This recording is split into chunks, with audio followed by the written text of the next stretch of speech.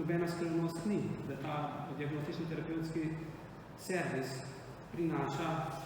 cirka 40 intenzivnih postelj, ki so bile tako pomembne in problematične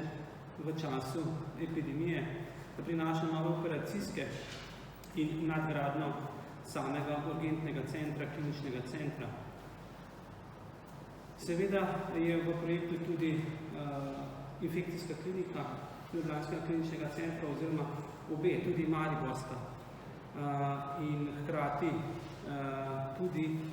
infekcijski oddelek na kliniki Golnik. To je tisto neposreden odgovor na epidemijo, ki smo priča v teh dneh in ki terja od nas odgovore, da nas naslednja epidemija ne preseneti goloroke, kot nas je ta.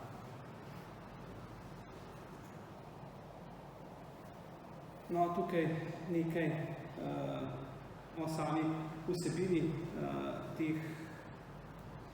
tega projekta, oziroma tega zakona. Kot vidite, negovalne bolnišnice tako v Ljubljani, Mariborju, Murski Soboti, kot tudi Novem mestu, energetske sanacije praktično po vsej Sloveniji, novogradnje in prenove pa v splošnih bolnišnicah, specialnih bolnišnicah, psihiatričnih bolnišnicah, porodnišnicah in tudi v javnih izobraževalnih zavodih, ter ne smemo pozabiti primarnega nivoja, v katerega praviloma nismo v zadnjih letih načrtno vlagali in pomemben preskok v razmišljanju je, da je seveda